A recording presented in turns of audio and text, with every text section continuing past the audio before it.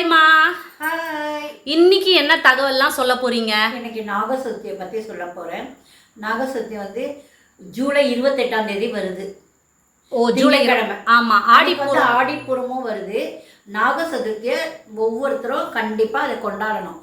நாகசதுர்த்திக்கு வந்து அதாவது கோவிலில் வந்து பின்னாடி புத்து நாகம் இருக்கும் இல்லையா, அங்கே யாருக்கு தோஷம் இருக்கோ இல்லையோ இருக்கிறவங்க இல்லாதவங்க எல்லாருமே போய் நாகத்துக்கு ஒரு மஞ்சள் தண்ணி ஊற்றி பால் ஊற்றி மஞ்சள் குங்குமம் போட்டு வச்சு நாகத்தை வழிபடலாம். புத்து இருக்கிற இடத்துல வந்து ஒரு முட்டை வாங்கிட்டு போய் அங்கே முட்டையை வச்சுட்டு பால் ஊற்றிட்டு கற்பூரம் கொடுத்துங்க, விளக்கேற்றுங்க.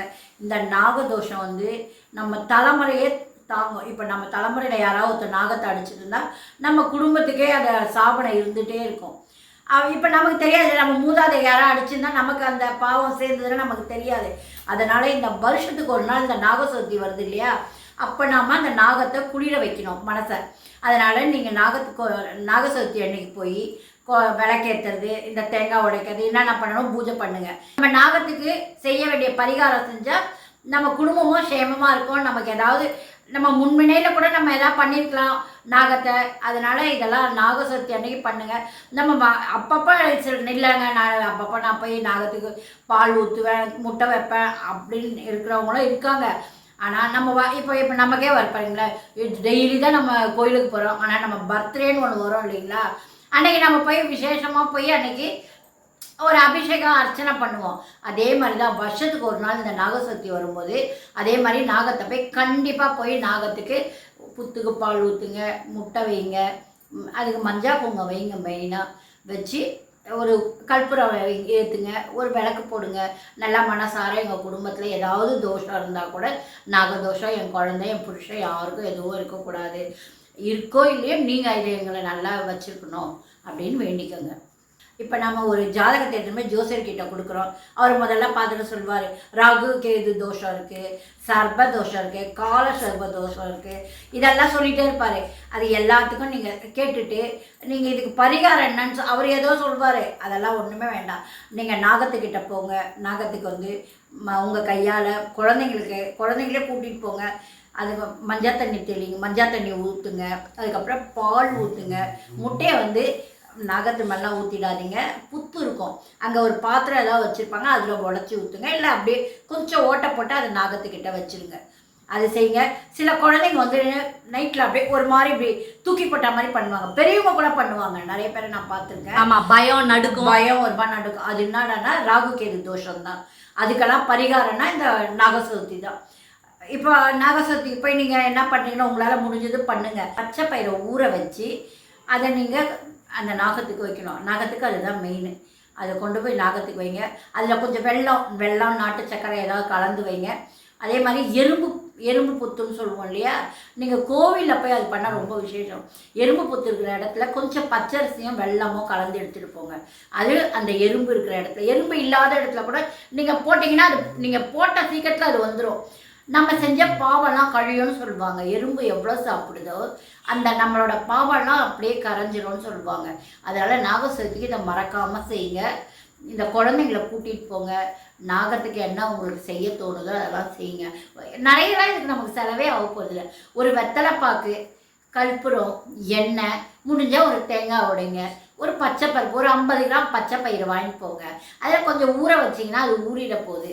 கொஞ்சம் வெள்ளம் போட்டு அங்கே சுண்டல் பண்ணணுமாமா? சுண்டல்லாம் பண்ணக்கூடாது, வேக வச்சதே போதும். வேகவே வைக்க வேண்டாம். ஊற வச்சு வெள்ளம் போட்டு நாகத்துக்கிட்ட வைங்க. அதுதான் முக்கியம். இதெல்லாம் செஞ்சீங்கன்னா நாகதோஷம், நாகசர்ப தோஷம், ராகுகேது தோஷம் எல்லா தோஷமும் போயிடும். நம்ம குழந்தைங்க சின்னதாக இருக்கும்போது இதெல்லாம் பண்ணிகிட்டே வந்தால் நம்ம குழந்தைங்க பெருசாக ஆகிட பிறகு இப்போ கல்யாணம் அப்படின்னு வரும்போது இந்த தோஷம்லாம் கழிஞ்சிடும் நமக்கு. அந்த நேரத்தை சொல்லும்போது நமக்கு ரொம்ப கஷ்டமாக இருக்கும். ஐயோ குழந்தைக்கு இதெல்லாம் தோஷம் இருக்கான்னு. இப்போ தானே நீங்கள் பண்ணிட்டு வாங்க, அந்த குழந்தைக்கு எதுவுமே இருக்காது. ஆண் குழந்தையா இருந்தாலும் சரி, பெண் குழந்தையாக இருந்தாலும் சரி, இந்த தோஷங்கள்லாம் ரொம்ப கஷ்டமாக இருக்கும் நம்ம கல்யாணத்தப்ப கேட்கறதால. இதை இப்போ தானே நீங்கள் பண்ணி அதை சரிப்படுத்தி வச்சுருங்க. இது நான் சொல்கிறது உங்களுக்கு வந்து பயப்படுற மாதிரிலாம் கிடையாது. இது வருஷத்துக்கு ஒரு நாள் வரதால இது நல்லா செய்யுங்க.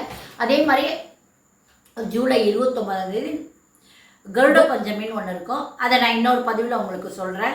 இப்போ நாகசதுர்த்தியை பற்றி நீங்கள் நல்லா தெரிஞ்சிட்டு இருப்பீங்க. நாகத்தை நல்லா வழிபடுங்க. உங்களோட தோஷம்லாம் கழியணும்னு நானும் வேண்டிக்கிறேன். இப்போ வந்து நம்ம வெளியே போகிறோம், பராமரிப்பு இல்லாமல் ஒரு அரச மரத்துக்கிட்ட ஒரு நாகம் சிலை வச்சுருப்பாங்க. அது வந்து யாராவது ஒருத்தர் வச்சுட்டு அது ரொம்ப நாளாக அதை பராமரிப்பே இல்லாமல் இருக்கும். அந்த மாதிரி இடத்துல போய் நீங்கள் செஞ்சீங்கன்னா உங்களுக்கு பலன் வந்து இருமடங்காக கிடைக்கும். அந்த மாதிரி இடத்துல உங்களை ஒரு வாட்டர் கேனில் தண்ணி எடுத்துகிட்டு போங்க. தண்ணி எடுத்து அந்த நாகத்துக்கு அந்த சிலை மேலே ஊற்றுங்க. பால் எடுத்துகிட்டு போய் பால் ஊற்றுங்க. மஞ்சள் தண்ணி வைங்க. மஞ்சள் போட்டு குங்குமம் மஞ்சள் வச்சு ஒரு பூ வச்சு அங்கே விளக்கேற்றி நல்லா கும்பிடுங்க. இப்போ ஒரே இடத்துல என்ன பண்ணுவோம், இப்போ நம்ம அபிஷேகம் பண்ணிட்டு வருவோம் அந்த நாகத்துக்கு, பின்னாடியே ஒருத்தவங்க வந்து அந்த நாகத்து மேலே பாலோ தண்ணியோ ஊற்றுவாங்க. நாம் பண்ணி இப்படி திரும்பறதுக்குள்ள, ஏன்னா ஒரு சிலைக்கு வந்து எல்லாருமே செய்வாங்க. அதனால் பராமரிப்பு இல்லாமல் நம்ம எங்கன்னா பார்த்தீங்கன்னா அதில் செய்யுங்க, பலன் அதிகமாக உண்டு.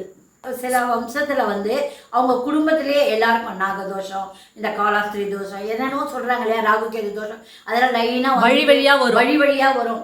அது என்னன்னா அவங்க மூதாதை அவங்களுக்கு தெரியாமல் ஒரு 5 தலைமுறைக்கு முன்னாடி வச்சுக்கோங்களேன், அவங்க யாராவது ஒரு நாகத்தை அடிச்சிருக்கலாம். அந்த நாகம் வந்து சாபம் கொடுத்துருக்கலாம். இவங்க குடும்பத்துக்கு இந்த மாதிரி இது இந்த தலைமுறையாக இந்த தோஷம் தாங்கிடும்.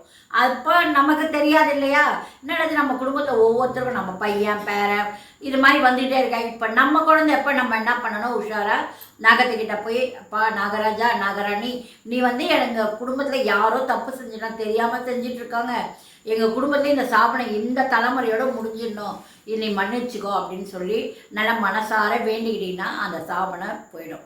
அதுக்கப்புறம் நம்ம குழந்தைங்க நம்ம பேரன் பேத்திங்களுக்கு இந்த சாபனம் வந்து நிற்காது. அதனால தான் பரிகாரம் பண்ணிடணும். நம்ம இதெல்லாம் வந்து நிறைய செலவுலாம் கிடையாது, மனசு தான் காரணம். மனசை நல்லா வேண்டிட்டு செய்யுங்க, எல்லாருமே செய்யலாம். இப்போ தோஷம் இருக்கவங்க, தோஷம் இல்லாதவங்க எல்லாருமே எனக்கு தோஷம்லாம் வரக்கூடாது, என் குழந்தைங்களுக்கு இதெல்லாம் வரக்கூடாது அப்படின்னு வேண்டிட்டு கூட நம்ம செய்யலாம். இது என்னைக்கு? ஜூலை 28 திங்கட்கிழமை ஆடிப்பூரம் அன்னைக்கு காலையில் போய் செய்யுங்க, இல்லை மத்தியானத்துக்குள்ளே செய்யுங்க, இல்லை சாயந்தரம். காலையில் செஞ்சால் ரொம்ப பலன், காலையில் போய் செஞ்சுருங்க. சூப்பர்மா சூப்பர்மா. இப்போ வந்து என்னால் கோவில் போக முடியல, நான் வயசானவ அப்படின்னு சில பேர் இந்த தோஷத்தை வந்து எப்படிமா கழிக்கிறது அப்படின்னு நீங்கள் கேட்கலாம். அந்த மாதிரி இருக்கவங்க வந்து பசும்பால் அதாவது காய்ச்சாத பால் தான் வைக்கணும் சாமிக்கு. அதை கொண்டு போய் பூஜை ரூமில் வைங்க. பூஜை ரூமில் வச்சு, இப்போ பெருமாள் இருப்பார், முருகர்கிட்ட அப்படி கழுத்தில் சுற்றிட்டு இருக்கோம், சிவன் படம் வச்சுருப்பீங்க, அதில் நாகம், எந்த படத்தில் நாகம் இருக்கோ அந்த பூஜை ரூமில் அந்த பாலை வச்சு அந்த படத்துக்கிட்ட நீங்கள் வேண்டிக்கோங்க, எனக்கு வந்து நாகதோஷம்லாம் சரியாகணும், என்னால் கோயிலுக்கு போக முடியல, நான் வந்து கோயிலுக்கு போனதான் நினச்சி இந்த நாகத்தையே நான் வணங்குறேன். அந்த வணங்கிட்டு அந்த பால் எடுத்துமே கால் படாத மண்ணில் ஊற்றிடுங்க. அந்த மண்ணில் ஊற்றுனா அந்த மண் வந்து எறும்பு சாப்பிட்ரும். எறும்பு சாப்பிட்டா உங்களுக்கு அந்த புண்ணியம் உங்களை வந்து சேரும், உங்கள் தோஷங்கள் கழியும். நிறைய பேர் இருக்காங்க, என்னால் கால் வலிமா முட்டி வலி போகிறதுக்கு சூழ்நிலை இல்லை, கோவில் ரொம்ப தூரம், செடியில் கூட ஊற்றலாம்மா, பூச்செடியில் கூட. ஆமாம், நீங்கள் இதில் ஊற்றலாம், மண்ணில் ஊற்றிடுங்க. மண் வந்து எறும்பு சாப்பிட்டுடும். எறும்பு சாப்பிட்டாலே நமக்கு எல்லா பலனுமே உண்டு. நீங்கள் அந்த மாதிரி வீட்லேயே அதாவது படத்தில் இருக்கோம் இல்லையா நாகம், இப்போ கருமாரியம்மன் படம் தான், அதில் நாகம் இருக்கும். இந்த வெங்கிலி அதாவது சாமி, இப்போ எல்லா சாமி மேலேயுமே இந்த நாகம் இருக்கும். முருகர் மேலே இருக்கும், சிவன் படத்தில் பாம்பு இருக்கும். அதை நீங்கள் நினச்சிங்க, அதை தெய்வமாக நினச்சி நீங்கள் அந்த பசும்பாலை வச்சு நல்லா மனசார வேண்டிட்டு மண்ணில் ஊற்றுங்க. இதெல்லாம் செஞ்சால் நமக்கு இருக்க தோஷம்லாம் தீந்துடும். ஓகேம்மா, இந்த மாதம் ஜூலை 28 எல்லாருமே திங்கக்கிழமை போயிட்டு எல்லாருமே நாக சதுர்த்தியை சிறப்பாக வழிபாடு செய்யலாம். எல்லாருமே நாகதோஷம் இல்லாமல் வாழ்க்கையில் உயர்ந்து நிற்கலாம். ஓகேம்மா, நல்ல தகவல் சொன்னீங்க, நன்றி, பாய்.